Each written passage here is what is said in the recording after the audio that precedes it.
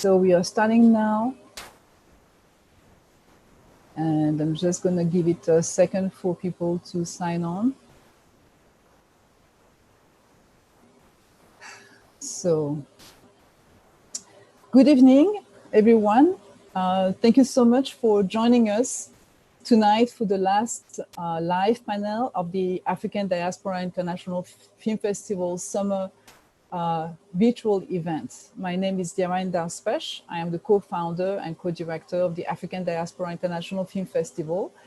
And we are here tonight to talk about the very powerful film made in Bangladesh that will get its virtual release nationally next month on August 28th. So if any one of you hasn't had a chance to watch the film yet, stay tuned, it's coming.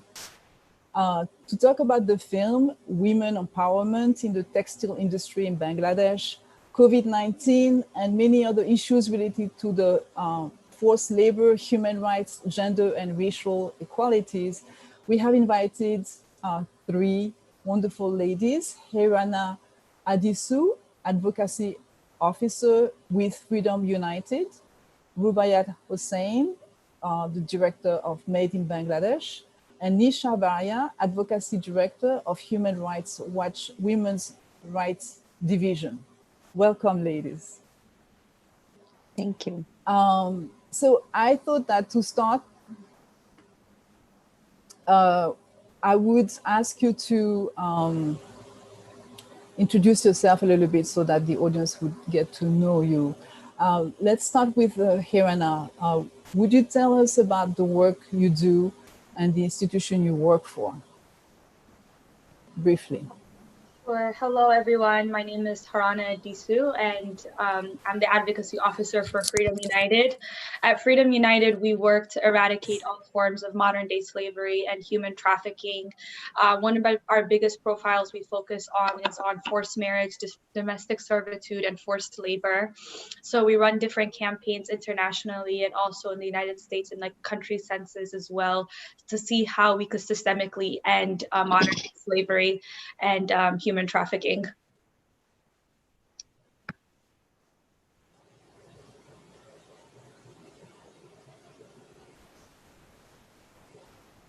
I'm not sure if I should move it over to the next panelist. Rubai, why don't you go next? Okay. Hi, my name is Rubayat Hossain. I'm a filmmaker. Made in Bangladesh is my third feature film. I'm from Bangladesh, and I have a background in gender studies. During my academic years, that's what I studied. And I also have a background of working with women's rights organizations in Bangladesh. And then in 2010, I started making films. So my name is Nisha Varia, and I am with Human Rights Watch. And looking at the human rights of garment workers has been a long time focus for our organization. We have done investigations into labor rights abuses and other human rights abuses against garment workers, for example, in Bangladesh, in Cambodia, and we've run a lot of campaigns to push for government reform, as well as reforms on the part of suppliers and big fashion brands whose modes of production and fast fashion often fuel the types of abuses we see of long working hours, unsafe working conditions, sexual harassment, low wages, and a lot of intimidation and threats against workers who try to organize.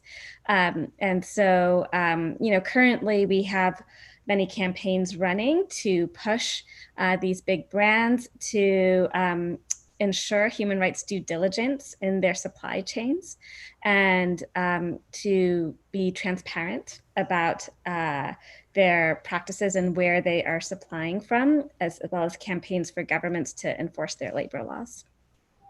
Thank you. Thank you. Rubayat, for those who may not have seen the film yet, could you tell us more a little bit about Made in Bangladesh?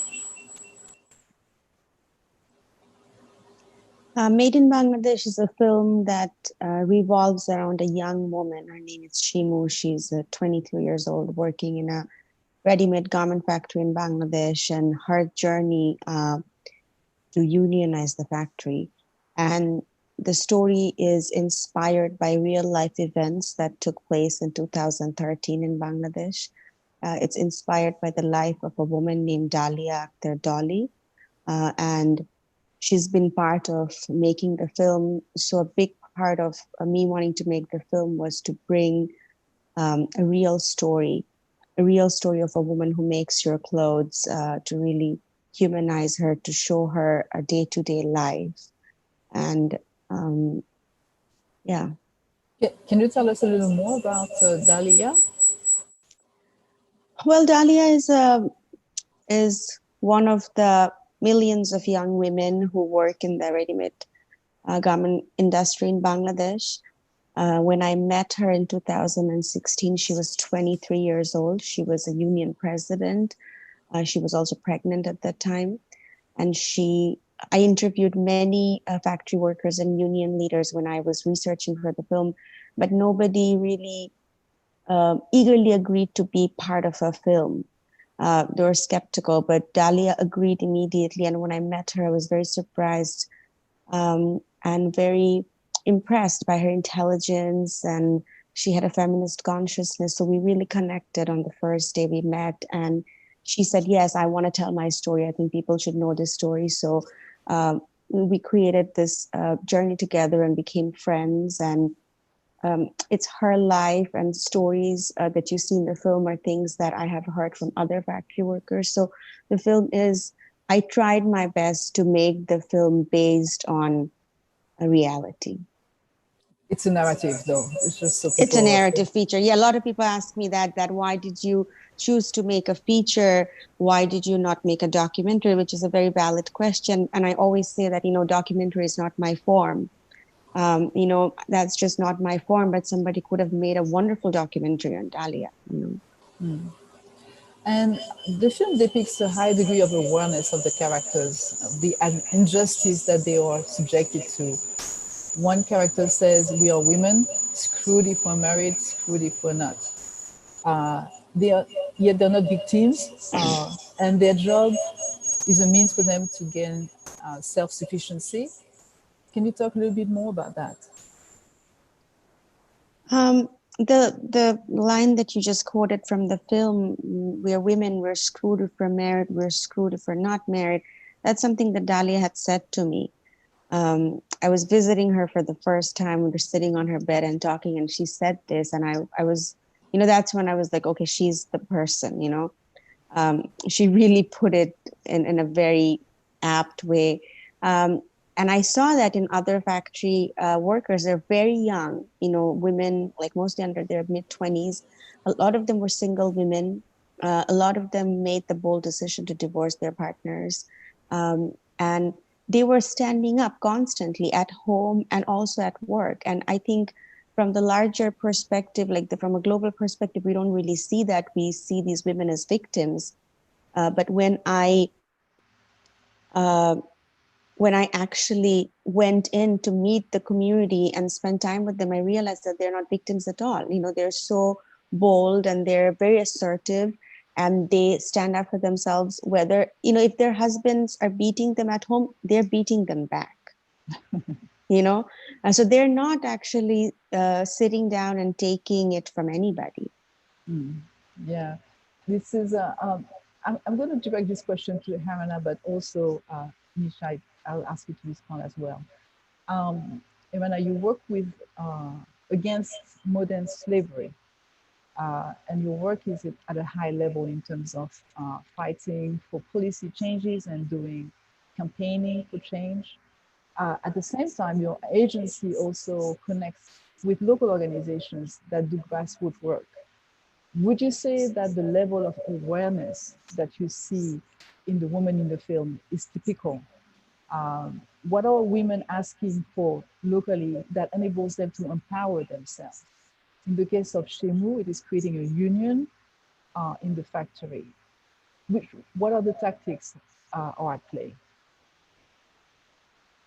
I think one thing that the movie displays really well is the importance of giving space for people to lead the movement. A lot of the times when we look at policy and systemic change, we don't want a top-down system where individuals from Western countries or individuals who are not even within the country or like local communities giving structures on how women can empower themselves, but creating spaces for them to lead their movement. And that's what the movie has shown, is that these individuals, these women, were able to have this space because they had the mentorship and have the space to lead themselves, to have this narrative, to create their own union. So having this grassroots approach is really important. And working in an organization where we do a lot of campaigning and policy work, the biggest point is making sure that these spaces exist for them, and for them to empower themselves and to work in it, and not for us to take up the space.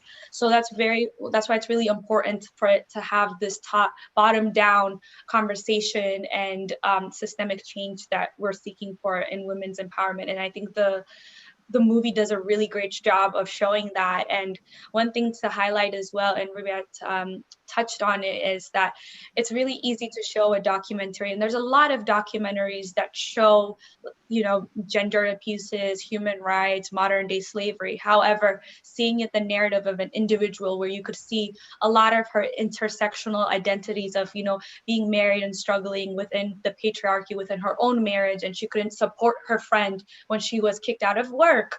And a lot of people, that is sexual harassment and the lack of boundaries, but you saw the gender lens even in that. Or even her inability to speak up at work, and she had her husband having to walk her to work to get her compensation. You see a lot of the different angles within her life and how she battles it, and it makes the issue way more human and less disconnected, because a lot of the times when we see human rights violations, or we see some women, like stories about women that are struggling with forced labor or forced marriage, it's really easy to say, you know, that's happening there, it's not happening to me. But a lot with these characters as a woman, especially as a woman of color, there are some times where I see myself and identify with the characters, and there's times where you stop yourself and say, this is very relatable. So I do really love the model that it was a story narrative where it is personal and it is relatable to a lot of women that are watching this movie as well. Nisha, did you want to add something? Yeah, no, I agree with all of that. And I think one of the things that I appreciated about the film is that, you know, we can, lots of times as activists, we're promoting legal changes, but I think what the film also showed are a lot of the structural barriers that get in the way of translating what maybe they're written in the law, you know, and actually enforcing it and have it make a tangible difference in someone's life. And so, you know, we see Shimu, she has the law, she's, you know, reading from it, she's getting empowered by it, and she's using it as a tool of empowerment, but still encounters like really formidable obstacles to try to get it enforced. So I think that's really done well. And I think, again, it sort of emphasizes that point, is how do you get the right tools and support so that women workers can advocate for their rights and have that realized. And so one of the things, just to kind of connect to what we're doing with the big fashion brands that are, you know, ordering the clothes that these workers are making, is that sometimes these workers don't have the information about which brands they're even producing for. So if they wanted to make a complaint, I work in a factory that makes clothes for you, they wouldn't know where to report. And that's one of the reasons we're demanding more accountability and transparency, so that even more information gets to these workers. So information is one tool. The law union is another tool. Education is another tool.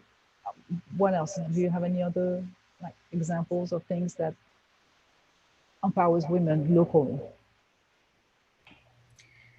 Well, I think the garment industry is a great example of how interconnected we are globally. And I know that lots of times we're trying to think of how can we support our sisters around the world? How can we support women's movements around the world? And as consumers of clothes, I think that's one way to do that. And a question that I know, and Rubaiyat and I have talked about this in the past, is I think we both often get asked about boycotts. In our work, one of the things that we constantly hear from the women that we are talking to is that this is a very important source of employment. They want jobs, but they want to be treated with safety and dignity on the jobs, and to be treated well. But this source of employment is really important. And so instead of boycotts, it's how do we apply pressure to tell these brands that we care about how these clothes are made, where they are made, how the workers are treated, and that these brands and others in the supply chain are doing the most they can to ensure there's not exploitation. Yeah. And I think it's really important, if I could chime in as well, about boycotts and even with modern slavery, because it is an economic model. So we do get the same question as well, about boycotting or not, divesting from modern slavery. But when it comes to institutions or like industries like the garment industry, where it is employing a lot of women or those who come from low economic backgrounds, pulling away from them and losing that job could harm them in the long run as well, and could make them even more vulnerable to other forms of exploitation. So the most important thing is not taking away these jobs in the movement of it not firing back on us, but making sure there's a safe space where they're being getting the right compensation for their work while they're working in a safe environment. So we want the companies to change it. And that's why it's really important when we're looking at this systemic change. It's not only governmental, it's not only local, but it's also financial. So it has to be all interconnected in all sectors to work on this issue. Like how was mentioned earlier, a law changing is not going to fix it if the community is not accepting this gender. Like for example, with forced marriage, you can outlaw forced marriage, but it's not going to stop like the communities or cultural or like the patriarchy for forcing women into entering forced marriage. So it needs to be all within like interconnected in the same model. Now we need like companies in the private sector to also take this push and initiative to divest from modern slavery and treating all workers equally within these industries. There's a question here that came, how can we know which brands to support?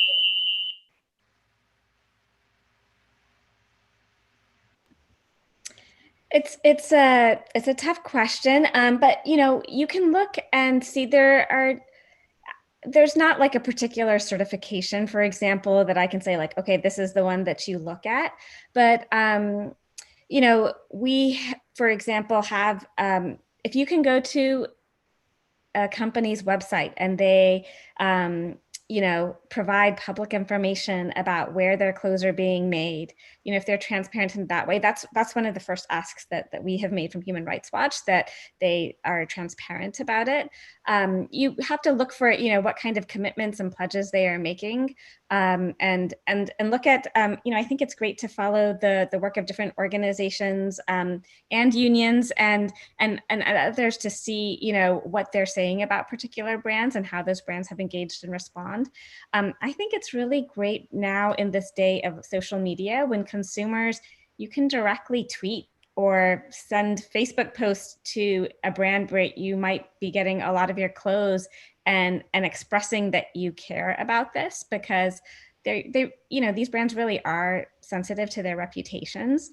And, there's some industries we can work on where they don't really care.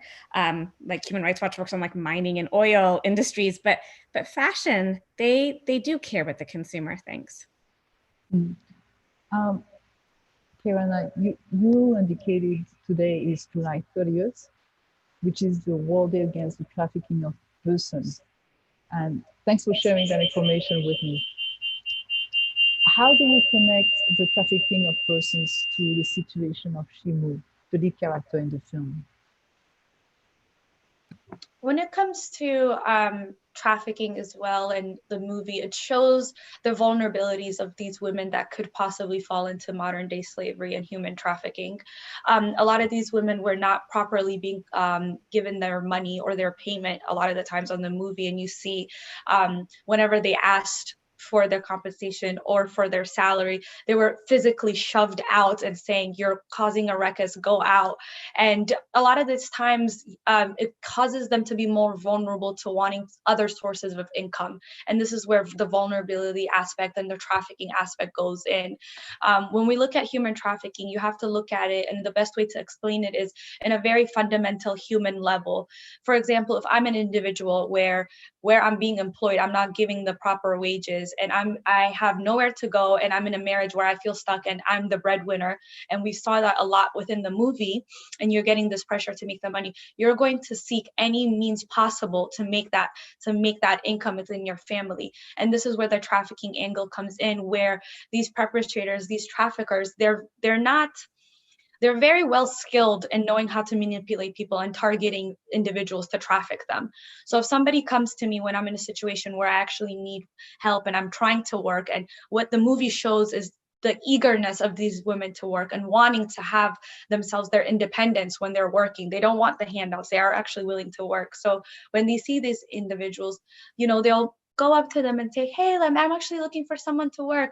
I could give you free food. I could give you housing for free. You can stay here, work for me, and everything will be fine. And then that's where the trafficking happens in the coercion. It's not very transparent where somebody's saying, I'm going to exploit you, come work with me, but they come as a friend, as a colleague, as someone that's trying to support you.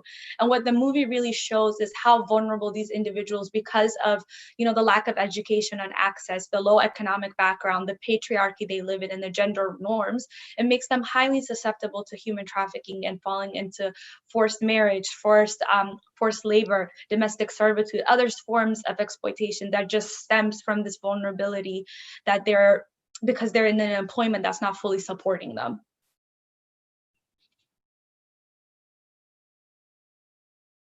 I think you're muted. Okay, so I wanted to apologize for the sound problem. I'm hoping it's better now. Yes? Okay, I just moved in a different room. So let's continue. This question is actually for the three of you. We find that ethnic origin and colorism always plays a role in the way people are treated. The darker the skin color, the more discriminated against you are. Can you talk about racism in the context of the film and within the context of Bangladeshi society in general?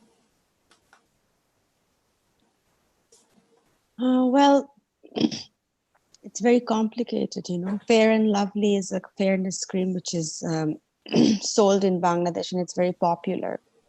So there's the concept that if you have fair skin, you're a higher caste, or you're, even though we are all Bangladeshi, we're all brown, we're all people of color, but even within that, you see discrimination according to the shade of your skin. If it's more white, then you're treated better and you're considered more beautiful. And you see that Shimu is a dark-skinned woman.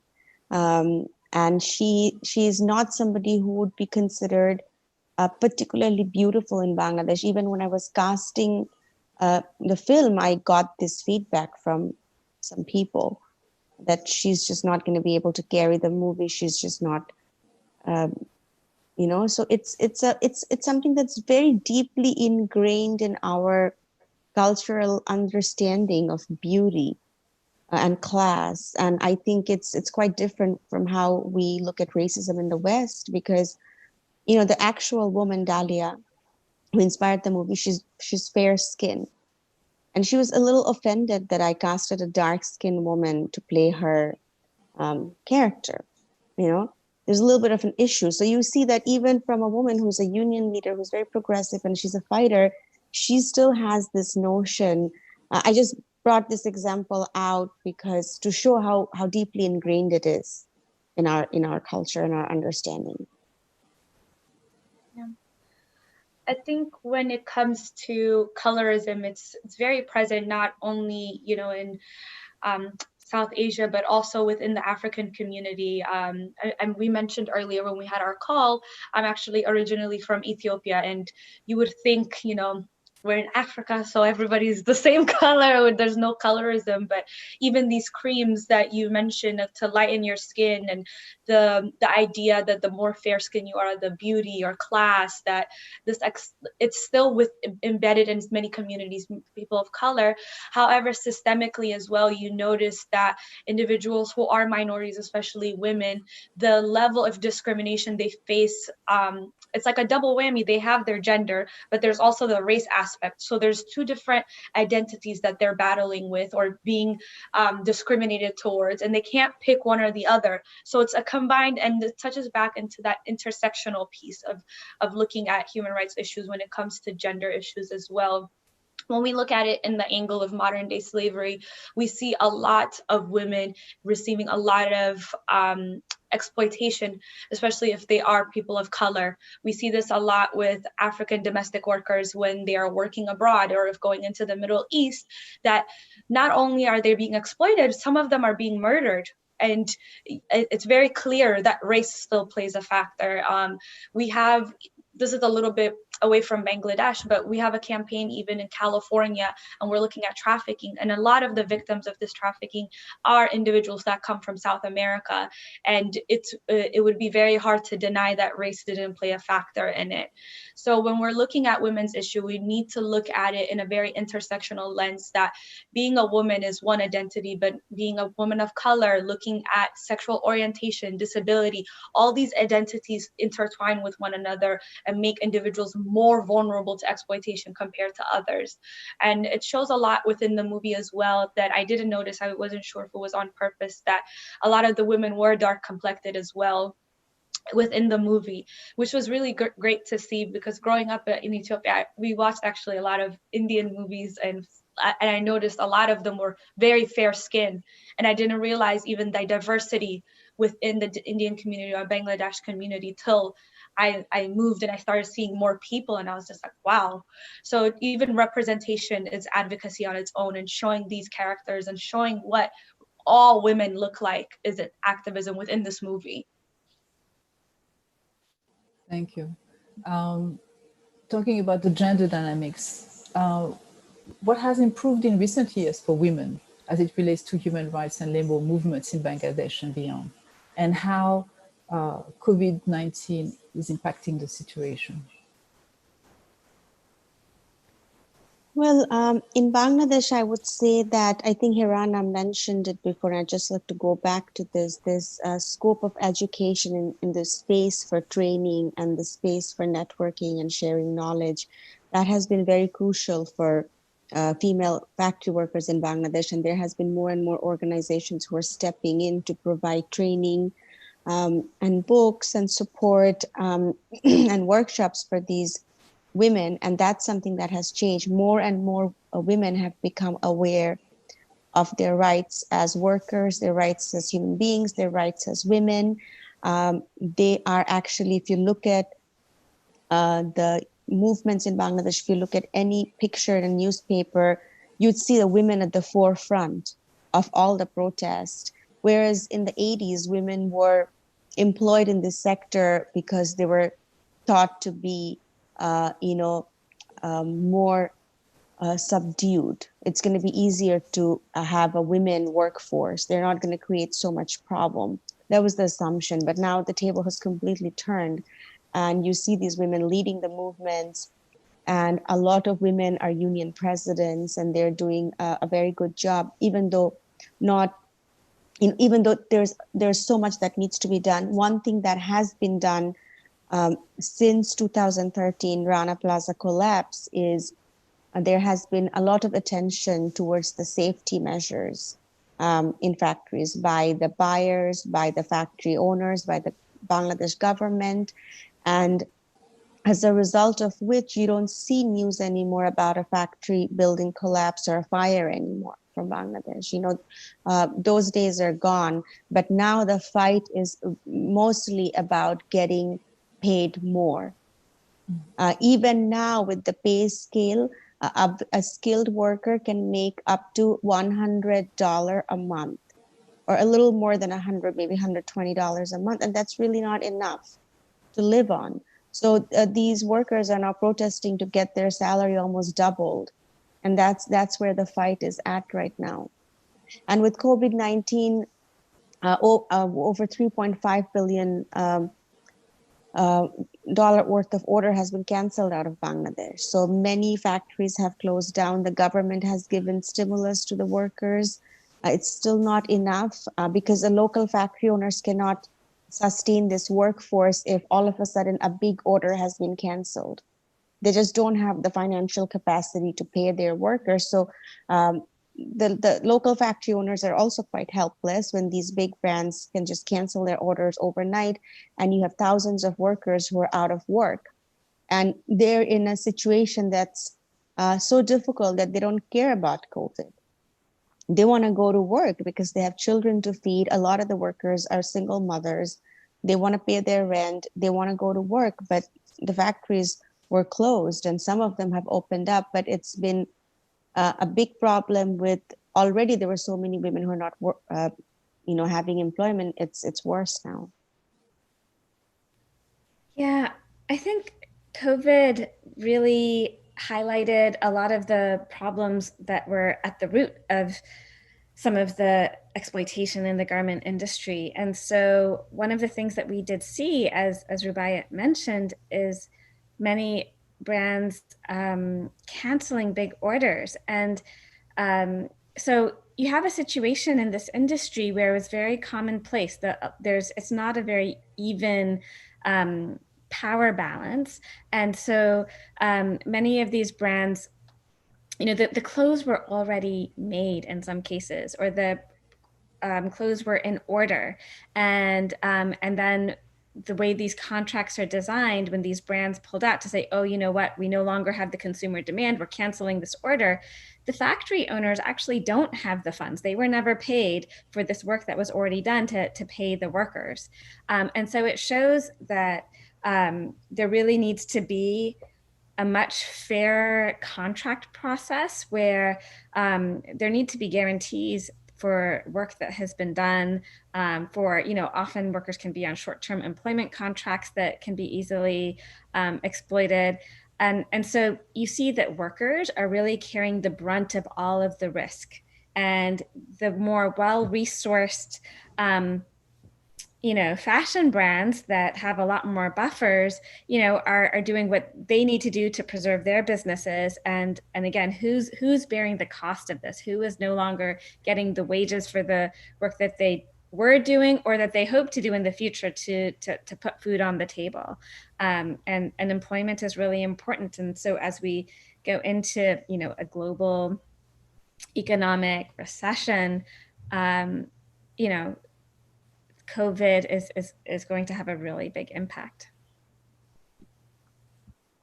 I think from the angle of looking at human trafficking and modern day slavery when it comes to this issue, the lockdowns and the measures that have been taken to contain COVID has really created big vulnerabilities for individuals who are already vulnerable.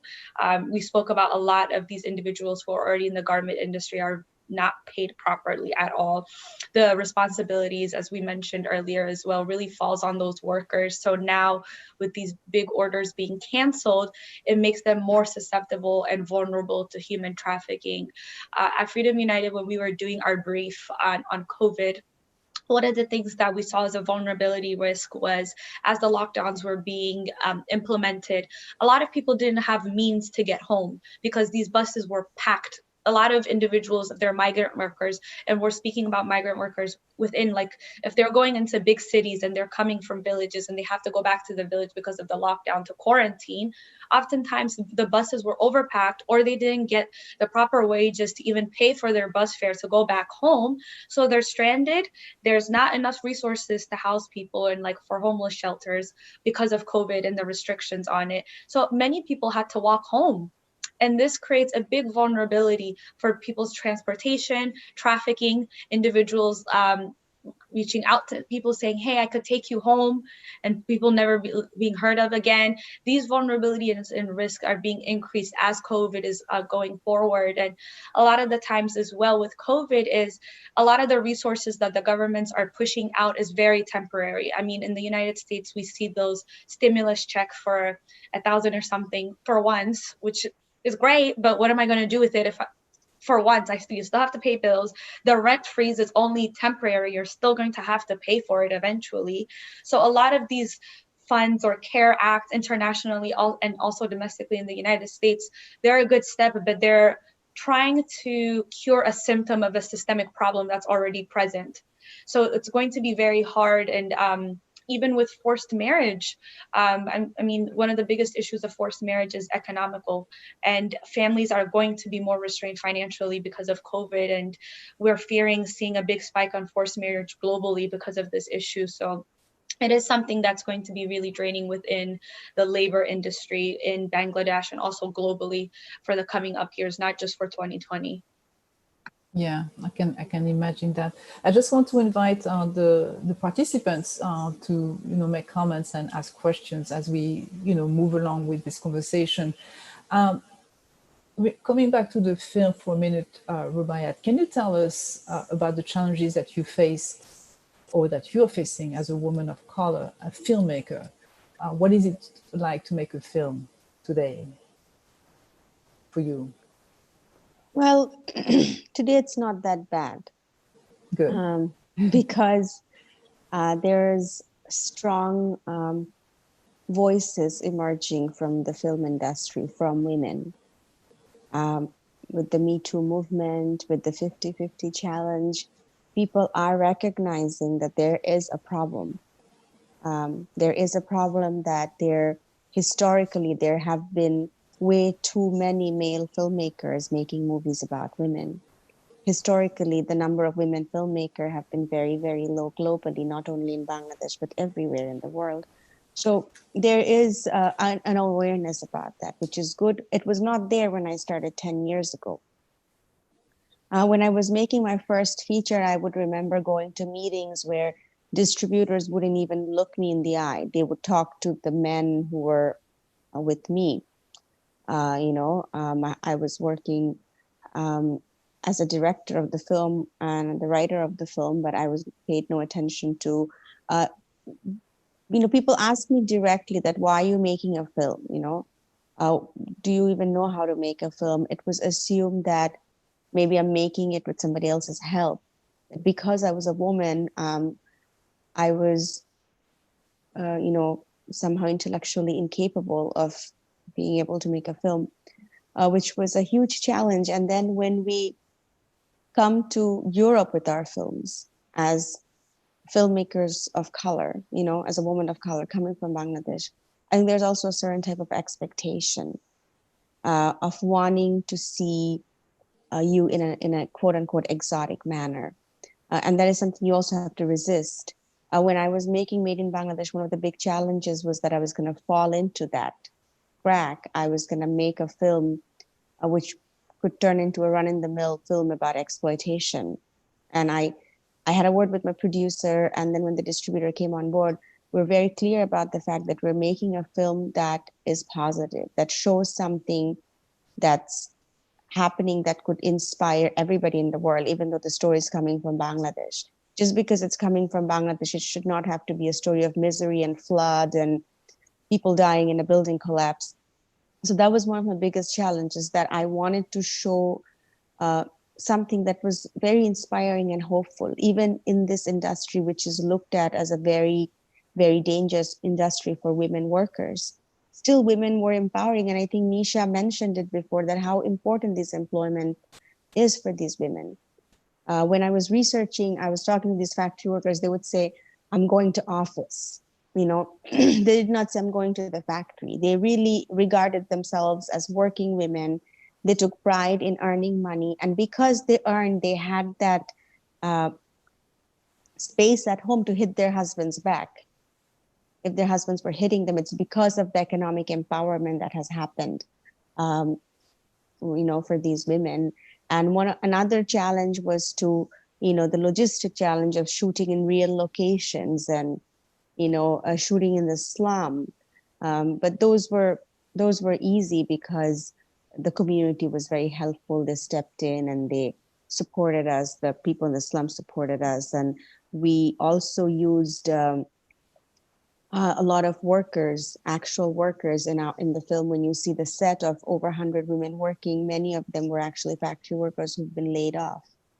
And they added to the authenticity of the film. Oftentimes before a scene, I would talk to them and ask them how they would say a certain thing or what they would say in a certain situation and include that. And the scene in the film, for those who have seen the film, there's a scene when the fans are turned off and all the women come and they start shouting and demanding that the fans be turned on. And these are all actual workers. So when they do that, it's very spontaneous.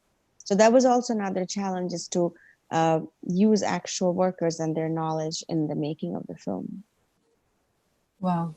There's a question that came. I'm very curious and concerned about the film's ending. It seemed like a victory, but is that sustainable if the majority of factories in the area aren't unionized? Would the future be positive for Shimu? Well, like I said, the film was based on real events and a real character, and I can tell you what happened to her. After she registered the union, there were a lot of positive changes within the factory. She submitted a 21-point demand, out of which 17 were granted. They had a child care even at the factory. They had maternity leave. You know, they put forward different demands. I don't remember all 17 of them, but they were granted. There was a 3-party meeting with the factory owner, with the union leader, and the government officials, where these contracts were drawn up. Things were going really well. You know, Shimu, or Dalia, you know, felt very good being the president of the union. And then the factory got closed down. And this is something I'd like Nisha to comment on before you see how complicated it is. The factory got closed down because it was non-compliant.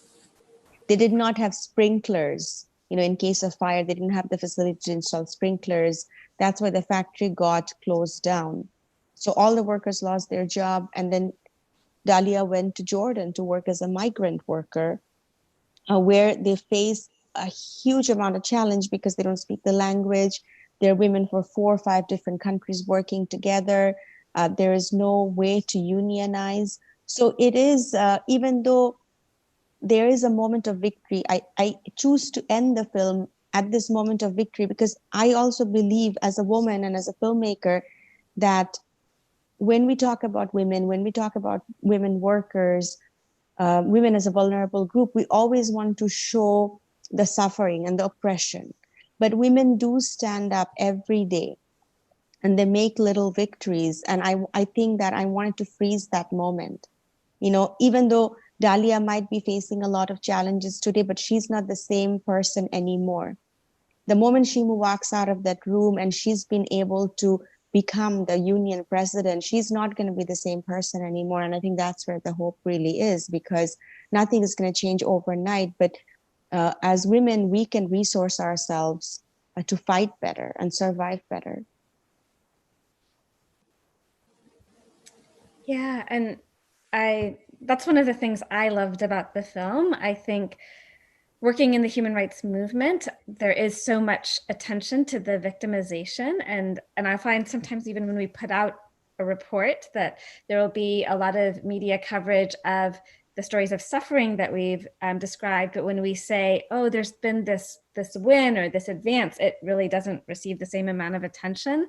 And it's so important for us to see these stories and to look at the complete experiences of these women. And it was really, I think, one of the most powerful things about it. But just to comment on that aspect, I mean, when we are doing our advocacy with brands, this is one of the messages that we are highlighting, that if they find out that a factory in their supply chain is not paying their workers or doesn't have the sprinklers, I think there's a real urge for these brands to distance themselves, like, okay, we're cutting them off and we're only going to work with, you know, these that are certified and following our rules. But what we want to encourage them to do is take the fuller measure, which is to say, what your responsibility is to work with this factory so that they are able to be in compliance with your standards and with the legal standards. Don't just run away from the problem, but invest in lifting up the standards. And that's going to be the best way to support and be in solidarity with these workers. I think one of the biggest, my favorite parts of the movie and how it was tailored was how real it was. And it does play into that many of these women do come from the industry of being working in the garment industry. So it was very organic for them. But there was little things throughout the movie that made it very real for many people. Like when all the women were sitting on the bed and eating together and joking around with each other. It's, you know, what we all would do when we're hanging out with our friends and, you know, picking at each other and just showing even that feminist space that they're together in this and they're able to talk. And when they went into the meeting and they had the paper and they're like, who should the president be? And having these conversations, even in that small capacity, in that intimate setting, whether it's in the slum or if it's in the UN or somewhere in the office in New York, that is feminism in its best nature. And that is beautiful in its own, that they're able to share their experiences, to have the struggle, but still laugh. And when it comes to activism and within the women's rights issue, there's, as much as there's the struggle, and of course it exists, there's a lot of beauty within the sisterhood that comes in it and within the feminist movement, this able to relate to one another and to see another woman. And how I mentioned also in the movie, being able to live in New York or, you know, being an African woman, I could see this movie made in Bangladesh and see myself and many parts of, you know, my friends or family or backgrounds, and you could still see yourself in it. And that's the most special thing I personally think about being in the feminist movement, is you could come from any background, any color, but if you have this lens of uplifting women, it's all types of women, you feel the sisterhood, you feel the love, and you feel the community wherever you're from. And that's one thing that this movie really shows, that no matter where you come from, there's a sense of you could see yourself in that as well. I agree 100%. And there's a question, because the festival screening was sold out, it was very popular, and it you know, it was sold out in a minute. But the film is going to get a virtual theatrical release on August 28th. And so you can sign up to our website and you'll get more information about that. So I just wanted to let you know that it will be possible for you very soon to enjoy this wonderful film. And I want to ask one more question that is related to my own thinking about the issue, and I'd like to get your take on it, all of you. Yesterday we were talking about Ella Baker. She's an African-American activist deeply involved in the civil rights movement, and she listened more than she talked. She helped young people develop strategies of change that they could own. And we spoke a little bit about that earlier. She would guide them and empower them. That seems to be a highly effective way to lead, and maybe it's a woman's way to lead. We are all women with a certain level of influence, power, if you will, but most of the time, we must behave in accordance with the traditional patriarchal structure that does not understand or tolerate alternative perspectives for change. How do you deal with that personally, and what effective strategy have you seen women, people of color, and other marginalized people use to shift the dynamics effectively?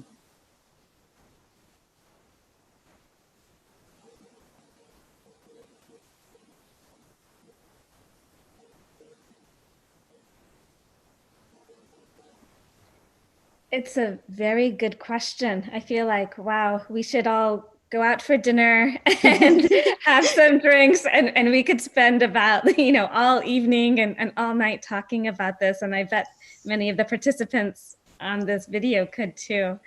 And just to say, I think it's so real. And I think the Black Lives Matter, movement, all these conversations are ones that have really been elevated. That it's something that we can face in every aspect of our life.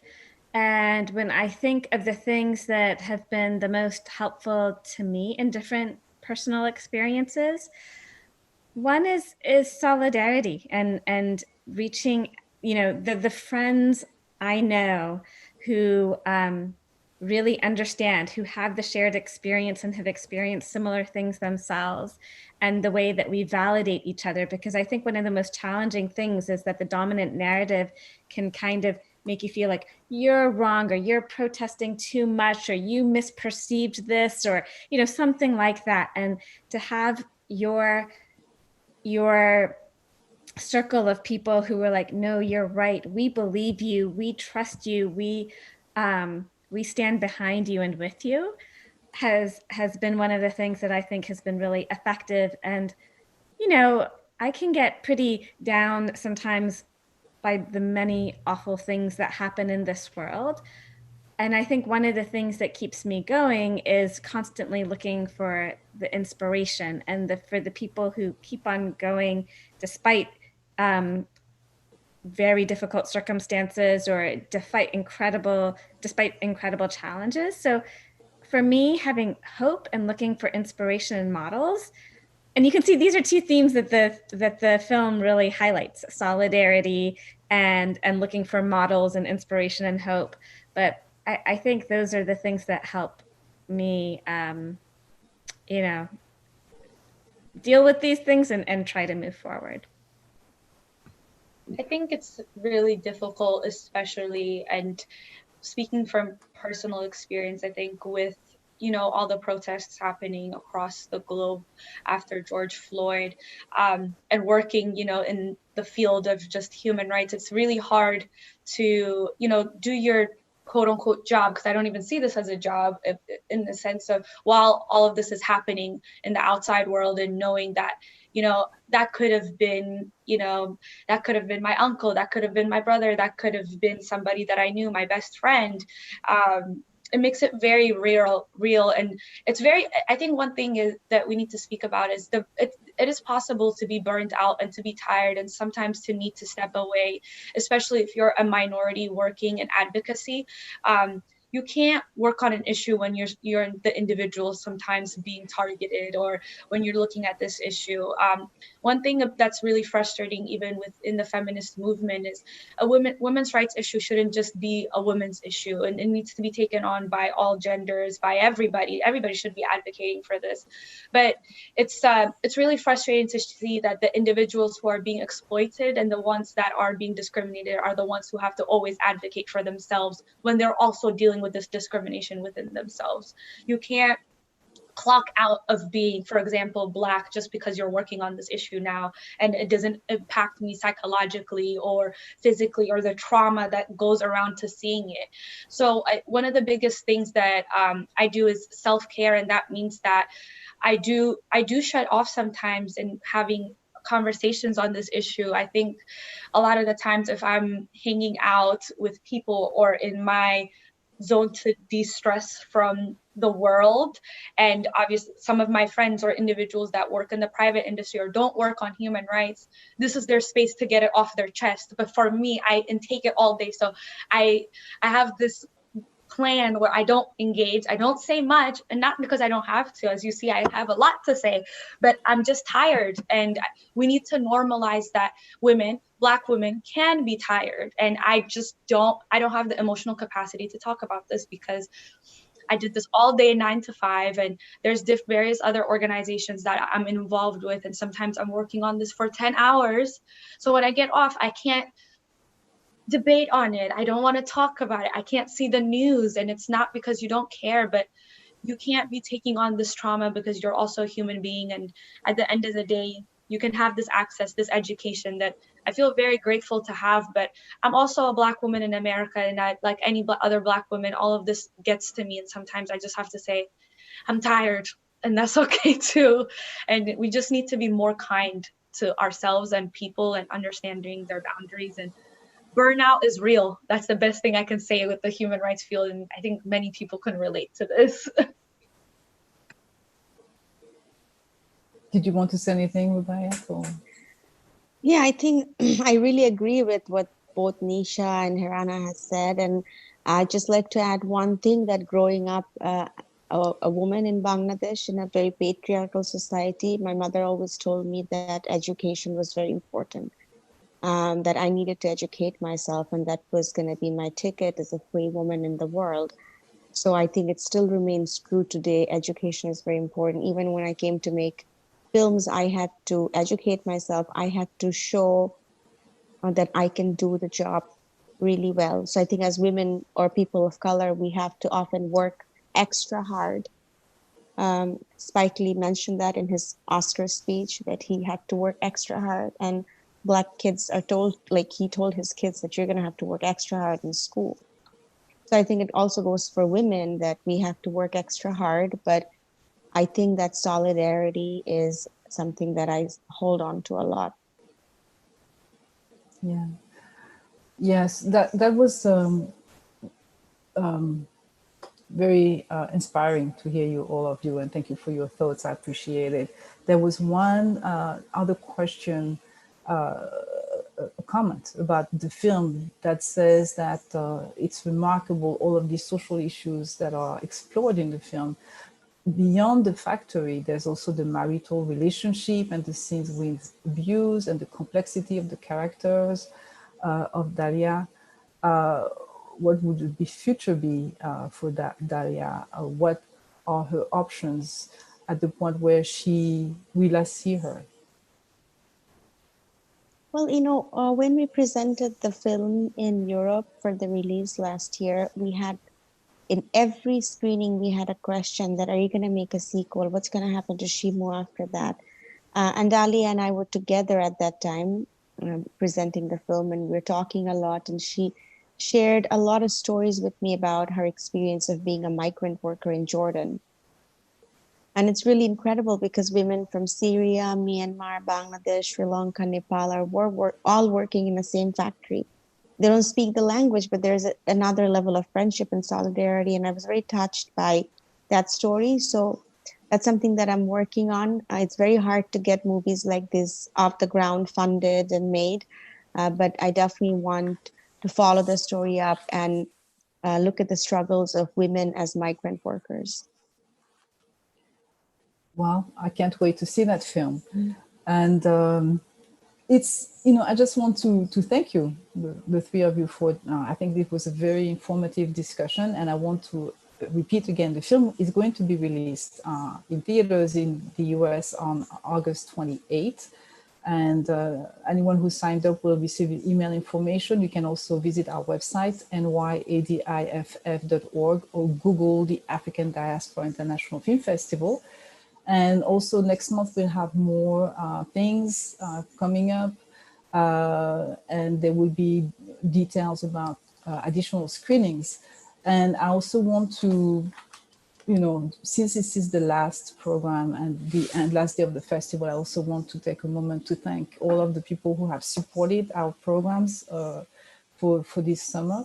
There's the Armaton Productions, the sponsor of the festival, the Office of the Vice President for Diversity and Community Affairs at Teachers College, Columbia University, our partner from Washington, D.C., Africa World Now Project, the Academy of Motion Pictures, Arts and Science for their grants, the Harlem Community Development Corporation, the New York City Council in the Arts, the Upper Manhattan Empowerment Zone Development Corporation, and administered by LMCC, the Manhattan Cultural Tourism Grant, and the Pacifica radio stations WBAI in New York and WPFW in Washington, D.C. that helped us get the word out. So I want to thank all of those sponsors. I want to thank all the participants. I want to thank our panelists for spending your time with us this evening and sharing your thoughts and knowledge and vision. It was really a wonderful conversation. And look for Made in Bangladesh in theaters, August 28th. Thank you all. I need last words before I close. Just thank you, everybody. It was a pleasure to connect with everybody and to see everybody safe and being healthy as well. Thank you. Yes, thank you. Stay safe. And if you haven't seen the film, definitely check it out.